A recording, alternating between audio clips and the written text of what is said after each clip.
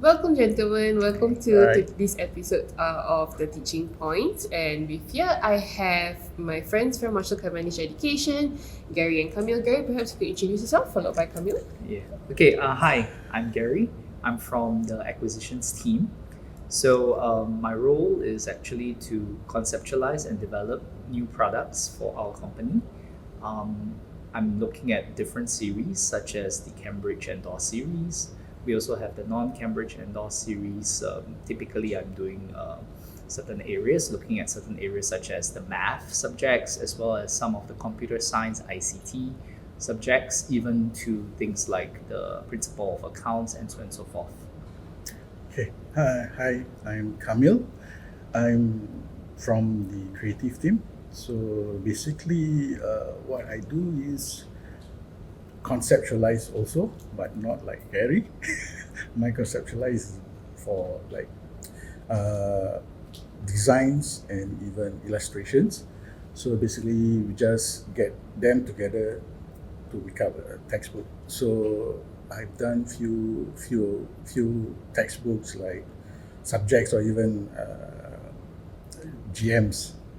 Thank you, guys. So, looking at a little bit more, maybe perhaps even pre-MCE, could you share a little bit more about your experience? Perhaps we'll start with Gary. Yeah. So earlier in my teaching career, I was a teacher myself. I was working as a curriculum developer at the SIT University. So that involves designing curriculum, delivering and bridging math courses for the undergrads. So of course, prior to joining Marshall Cavendish, I was also a full-time international teacher, school teacher teaching middle as well as high school physics and mathematics. I specialized in teaching the IGCSE, the IB as well as the OSMET curriculum. And I'm familiar with the range of textbooks as well as teaching materials in the market. So I think, moving from an international school coming to MCE seems like the right thing for me. I felt, it is actually helping to utilize and my strengths in terms of my vast teaching experience and then going into publishing, where I think I can lend my teaching experience to crafting and creating new textbooks for the market.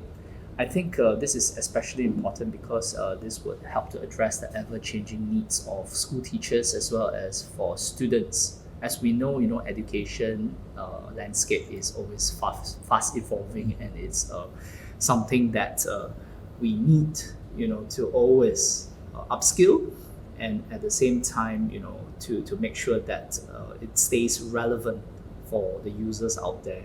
So I felt that my entire experience has now come to a full circle. Yeah. My experience, I think, is about 26, 27 years. Okay, a lot of so-called field that I've been through.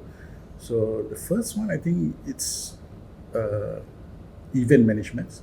I did magazines, I did advertising, and the last one be the educational publishing. So most of the years, I think it's quite fruitful, and I learned a lot from all these fields. So at the end, in educational, just lump everything what I experienced and just throw it to textbooks. I think that's really helps the kids, and I think in terms of design experience, I think is quite huge. I think that's So coming from being a teacher and coming from the advertising or even the magazine world, right? How was your first experience in taking that first few steps in understanding your role in a whole series of a textbook? What was your experience then? Maybe perhaps we'll start with Kamil first. okay. My experience. Uh, my experience, first experience when I started doing textbooks, right? Okay, this is back, I think, about 20 years ago, when I was a freelance, I think, in-house designer back in MCE. Last time it was not MC. I think I forgot what's the name actually. Yeah. So basically, I just came. People from advertising usually there's a different types of softwares that Yeah. they use or the tools Yeah. for designing. So when I came, then I was like, there's no ideas what software I'm going to use. Photoshop, Illustrator, freehand last time was really back in my mind. Okay. So I was like, okay, it's cool. When I came in, then said, are we going to use InDesign for the tools? I was like, InDesign, what's that? so basically I was like, okay, let's try it. So when I start, I was like, hey, it's totally different. So last time it was quite, my seniors last time it was Anwar Ahmad. He's been very helpful. So doing works and even like train myself using the software. So it's quite fruitful and even challenge for me. So rushing for deadlines and even exploring the tools. So okay, then after that I get the hang of it. Then, well, yeah, I think The that's rest is history. yeah. Yeah. How about yourself, Gary? Yeah. I think, coming from the teaching in an international school to publishing, educational publishing, was actually quite a big shock to me.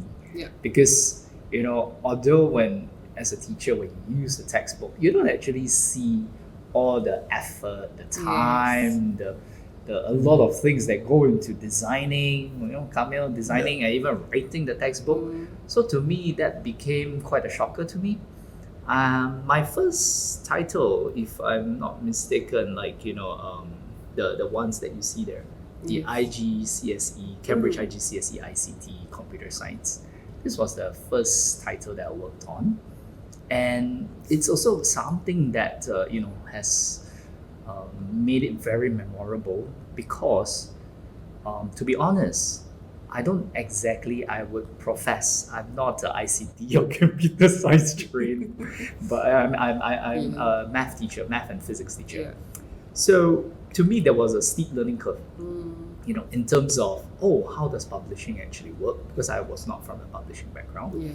And how do we translate whatever, authors write into a textbook? I think this was the initial shock and, the experience of being able to head or to conceptualize such a textbook. And because that was but I was someone who's not shrinking away from a challenge. I relish a challenge. I want to make sure that it is something that I can do well. So I took it on, and I'm so happy that this actually worked out for me, because otherwise it wouldn't have this textbook here now. No, I agree, because if you hadn't taken the challenge, then we would not have probably the same contributions, or the book would probably look a lot different. So I totally agree. So given the stark jump from different industries and coming to education itself, could you share a little bit more about the perception from your friends and family? I think initially they were like, oh wow, this is such a different transition, and it's like a stark contrast to what you've been doing, teaching, and now you are actually producing the same books that you have been using or have been trying to use as a teacher, you see. So I think they were initially a bit apprehensive. Are you sure you can do it? That's one. The other thing is they were actually still, although apprehensive, but quite supportive and quite encouraging, because of the fact that they know that it's kind of like something that's related. You are still contributing to the society. You're still making a difference in terms of the world of education. You're giving back. Yeah. And I think the only gripe they had after that was, hey, got enough money or not? Do you make enough money to live comfortably or not? I think that's the other thing. Right, but I think generally, they were quite happy, because ultimately I'm the eldest in the family, and we all have we pursue different careers. So I think having the variety in the family is actually good. Yeah. Okay. How about yourself? Okay, for me, it's totally negative. That's totally negative. So the first thing is my friends. you sure not you want to work educational? Why are you going to teach them? That was like, why? You're from advertising, advertising Yeah. designers is like anything goes, right? Then it was like long hair last time. I was like, yeah. hey, your image doesn't like really. You had long hair last Wow. time. Like it's not really Insane. with educational. So I was like, okay, then my family first, my sister's was in education publishing also. Okay. So she's the one who brought me in I see. education. So it's okay. It's your opportunity. So let's try that. So the first was like, can we? Education design is like there's limitation. So limitation. There's like, hey, you cannot do that. You cannot do this. Then I was like, so what am I gonna do, man? So I was like, okay, let's do research. So research. Then over the years, and then it's okay.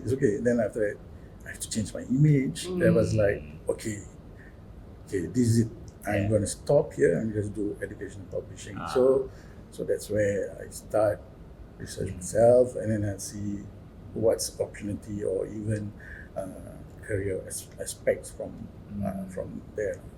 Yeah. I see. That's my experience actually. Based on the topics that you've worked on, or based on your own personal preferences, what is that one subject that you're most fond of? Perhaps we start with Gary. Definitely it's mathematics. This is something that this is a subject that I've enjoyed since I was a kid, and so much so that I have even represented my school, or even like JC in the Math Olympiad. Wow. Yeah, and I'm very proud of that, because I did win some awards or medal, and at the same time I eventually became a math teacher. Yeah. So I mean, math being a logical and rational subject is something that resonates with me. But however, I also enjoy music, which is also a little strange, because music is a more creative kind of process, a little bit more irrational. And that's also something that I have done when I was young. So I played the piano, and I also pursued all the usual, exams, ABRSM. I ended up doing some performances. I also played in gigs or even in a pub, and I also did No demos, huh? teaching. No demos, huh? No demos. Have. Oh. Are you on SoundCloud, Gary? Yeah. I wish. Any books? I did. I'm actually with Compass, so I'm one of their Oh. member. Yeah, so I think all the big wigs like Dick Lee and Jeremy Montero and whoever. Yeah, they're all there. So yeah, I'm also a member of that. Alright. Yeah. Nice. Yeah. Any hidden bands for you, Kamil? Oh, mine. Okay, for me. How about this? What's generally your favorite subject, and maybe My perhaps a favorite subject? subjects. My favorite subject is maths actually. Oh. But actually, it's I do fail my maths. It's okay. You enjoy But it. I do tons of maths books, Ah. but it's not actually a favorite lah. So actually, I do have a favorite so-called subject, or even a title. It was Science Spy. I think we stopped. So that's why I miss doing that. Oh, I So see. basically, it's like we're hectic with using our laying out our textbooks. Then after that, last time it was like, okay, come here, you take one of the feature pages. So, wow, it's just a spread. Then after that, wow, at least there's like something getting out from the stiff or what. Then after that, you have relaxed, then you can play around with the layouts. And what illustration you want to put, just whack. After that, you come back, then you feel refreshed. Then you feel that thing that okay, it's so-called reset you from design. Then after that, you like fill up your creative juice. Yeah, so that's that's how. Coming on to that point, right? So then when we look at, or we zone into creating a textbooks, could you both perhaps share with me like some of the key activities that goes on when we talk about working on the content, and as well as for yourself the visual design? So maybe perhaps we'll start with Gary. Yeah. So I think when we talk about the key activities, there are certain things that we work as a team, obviously. So for my part, the acquisitions part, typically we conceptualize, we visualize how the contents will be represented on the textbook. We kind of like make sure that, it's appealing to the readers, the teachers. It makes sense, not picking up the textbook and say, hey, how come this is at this point, this is at this point, and then it doesn't, there's no flow in terms of the content, there's no flow in terms of the visuals, it doesn't make sense. So we need to bear that in mind. And Then you throw it to me. yeah. No, it's okay. yeah. So of course, So usually what we do is we do a sample chapter. Sample chapter, of course, I have my co-product owner, which is like whether it's a team leader or the team lead editor that comes in. We would kind of bounce ideas together, make sure that it's coherent. Then whatever art briefs, whatever things that needs to be on the page. We put it nicely. We give it to Kamil. Kamil's team, the designer, and then they would kind of like this is what the acquisitions or the editorial team wants, and he would try to we try to collaborate and make sure that our ideas are in sync, making sure that the final product is what we actually want. I think at the end of the day, we just want to make sure it is something that's useful, something that meets the needs of the users, our teachers and students, and making learning meaningful and joyful as well. I agree. I think in all aspects of what we do as an organization, I think that has always been our focal point. And for yourself, how once the workload has passed on to your team, what is the process then? Okay, the process actually, so it comes to me first. I'll think of the art directions, choose of illustrations, choices of fonts, and some elements and even colors. So what comes to me is like, it's the mood board. It's the mood board first. Mood board means that it's not like this is what I want and that's it. No, we have to go to immigrations. Immigrations means like my boss. So once you said okay, then after that, yes, then we proceed. That's only for the mood boards. The mood boards. Then after that, we have elements in the layout. Usually, my boss call it a pitch furniture. The tables, the chairs, and even right. So from there, choices of illustrations. So whether we do in-house, we get our partners to do it. So from there, then we start doing the layout. Then we have to go through another immigration. So there's the boss also. So once that's for sample pages. Oh, you haven't taken flight yet. That's only for sample. Sample pages is then we'll just, let's say we're going to do in-house or we're going to get our partners to do it. So let's say we just, I think for digital lead, we have our partners to do it. Yes, they're working around the clocks and it's quite a good experience working. How many months? 6 months. At least. Yeah, it was like 6 books in 9 months. Correct. Right? So I was like, then after that, at the end, after approvals, all is done, layout is done, then the covers. So the covers, I would have to provide what we call a cover brief. So it kind of informs the design team. What's the direction? What kind of visuals I want? How is this going to look like?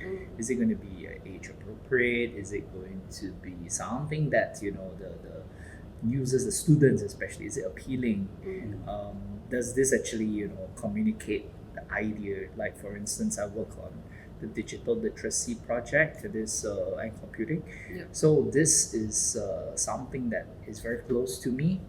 And I was so happy how it turned out because when I actually went down to speak to the school teachers, not just in Singapore, in fact overseas. So We do travel a lot just to hear from the users and from the school principals and so on and so forth, right, in different countries. And they were all very positive. It's something that is cute, especially for this because it's for the primary students. Yeah. So they welcome and they were very appreciative of this. And it was something that was definitely missing in the market. Yeah, if you look at the other so-called publishers, the kind of books they publish, especially the UK publishers, usually is quite very traditional. I would say traditional and maybe perhaps a little not so appealing. Not funky. Not fun. Yeah, I think learning has to be fun. That's true. Yeah. Coming back to that element of fun, right? I noticed that in one of our books, we have the main character of the mood board. Was that in part of your mood board as well? Yes. So basically, okay, I think I've introduced five types of robots. It's totally different. It's totally. It's not like 5 robots with same Colour, style. yeah. No, it's 5 different Types of families of robots. So basically, I say, okay, I don't want this. I just said, you create one for me from the partners. So the partners came out with this. From there, then we make a tweak. So then after that, come out this originality of the mascots.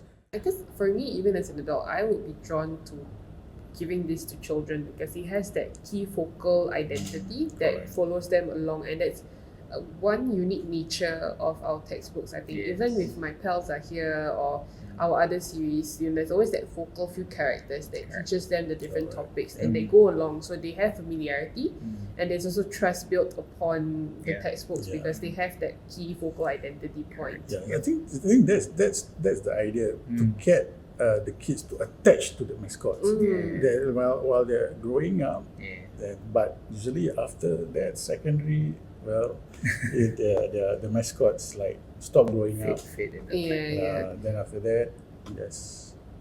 Sure, I think with the older ones, it's more so ensuring that they understand the information rather than getting them to like the subject in that way. While we always say that we try to make things as interesting as interactive, I think with the amount of content, there's always that emphasis on understanding the content. But even when you try to understand content, then you look further into like illustrations and how you look at the graphs, how you kind of visually make sure that it's easy to understand and it's more so simplified learning. So perhaps for me that would be the one key observation. Now, summarizing everything, what would be that one key factor that you have to include in order to make sure that in your experience, of course, and in your opinion, that one key factor that if you include, that this would be like a successful series altogether? Perhaps we'll start with Kamil. Okay, Facebook Marketplace. No, really, why? No, I was like, where is this going?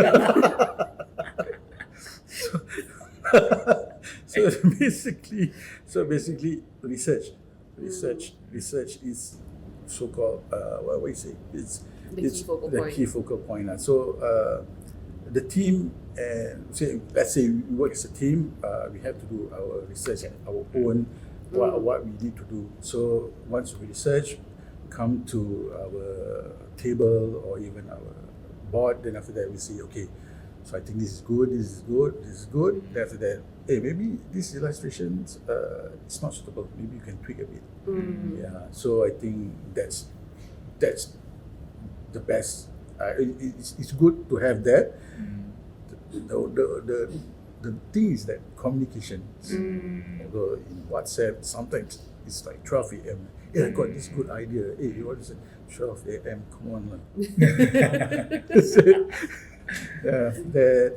tomorrow, then after that we come again and we discuss. Then we don't stress ourselves. Make jokes. Just to get the fluid going on, and that's the thing. How about you, Sophia? So riding on what Kamil said, I think the research, but I think it's more to the findings and the results from the research. So for us, acquisitions, we do a lot of market research surveys. We find out exactly what the users want or even need. and we also find out if there's actually a gap in the market.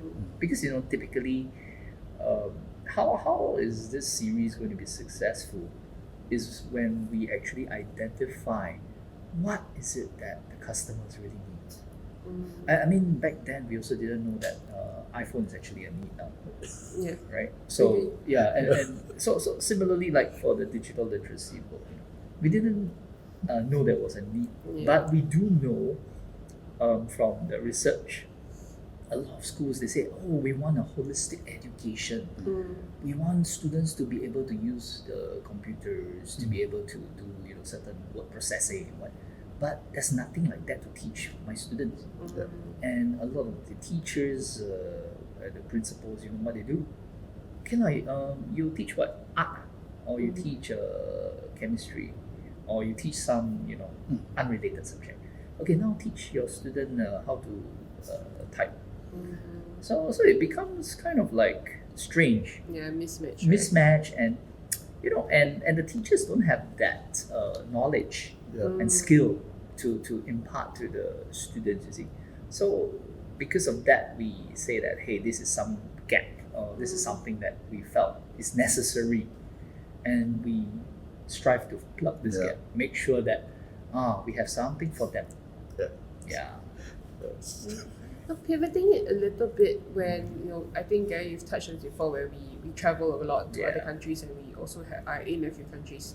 We've recently celebrated, being 57 years, close to 60 already, and we've been in reaches over 100 countries, and we've also customized over 17 different languages. And having worked with so many different other ministries, for example, or even other teams, could you share maybe one of the key factors or key things that you've noticed that are important when looking at or when customizing it for foreign markets, like in terms of even visual and content? Yeah, I think when we look at the books we produce locally as well as in foreign countries, I think kind of like not just visually but even the content wise, there are certain differences. We know that the cultural sensitivity, when we need to look at a particular country or a particular market, we need to bear that in mind. Make sure that at least we understand their culture, their context, whether is it even in terms of the currency that they use, even if it's the religion, we have to be very respectful. And there are also certain visuals, things that animals that we have to avoid using. And that's just for the content bit. But the other thing we also realize is that in terms of the way the subject is being taught. So I think sometimes there's also a difference in terms of the pedagogy, in terms of the style of teaching and learning. So we also recognize that we need to reconcile and make sure that we cater for that. Or sometimes even for certain markets, certain countries, they look towards Singapore. Because Singapore, ultimately we are one of the top performers in the teams at PISA, right? So they say that, hey, wow, your Singapore maths or Singapore science or it's so impressive. How did you do that? So they actually look towards us to provide consultation or provide advice. So in certain cases, we also do customize, but at the same time, we imbue or we infuse the Singapore methodology, making sure that the users can also enjoy or and learn how we actually teach the subject. So I think in a way, I'm very fortunate, and of course, we are very fortunate that Singapore has managed to become one of these contributors, and in terms of education that is taking place in other parts of the world. Just to add on to what Gary's, so basically for the visuals and even the designs, right? Okay, cultural sensitivity, we have to take. So Indonesia, no aliens. Okay. That's interesting. And Singapore, if you do Malay books, no dogs. And, So some, I don't know which part of the country or continent that's purple color is sign of date. So I was like, because I forgot. I really forgot which is it Europe or I'm not so sure. So then after that, even your palm or even your feet, you can really like show. Yes. Yeah. So that's more I think cultural. there was also another mention, right, about the geopolitical tension. What India, Pakistan, and we have to be very mindful as well. Yeah, of course. So it must be exact and true. And also we take into account the friction, right? Yes, between correct. different, Yeah. I mean, knowing that geopolitical or even socio-economical or even cultural correct. elements that we always factor in. Yes. I think people don't actually understand the amount of conversations that you had, or Correct. the amount of like WhatsApp messages you have to read, Yes. or the amount of emails you have to verify before even including one image inside. Correct. So I think I had like maybe a glimpse or maybe like a small inkling of it, but hearing this conversation, I think it goes to show the amount of work that actually is funneled in, and why there's actually a huge team in the editorial just trying to churn out all this and fact check it. And now as we are going along this work of fact checking content and stuff like that, and we've realized that it's no longer just about creating books. We have also started to create digital resources. We've partnered with solution providers outside to ensure that we can learn from them in terms of how do we navigate across the different platforms. Could you maybe share what are some of the considerations when we look at creating educational content for over the years, as we introduce a lot more digital and perhaps AI into our our solutions in that sense? Perhaps we'll start with Gary. Okay, so I think I'll speak again based on this the digital literacy and computing series that I've worked on. I think this is one of the more unique series for the fact that it's truly blended, and it actually has print and digital, blurring the lines. The reason is because for such a subject, for such a it's a skill-based kind of subject. So it's not so much of whatever you find in the textbook, you read it, you understand. Students, are required to actually do hands-on activities, and these hands-on activities would need to be with the use of a computer. So you would see throughout the pages there will be junctures, there will be places where students would actually do work on the or do assignments. They will be typing, they'll be creating designs, they'll be learning, some things like audio recording, so with a computer device. And it is also very interesting because here, not only the students, after they finish doing this, they can actually upload to the MC Edu Hub platform. They can get the teachers to actually view what they have submitted.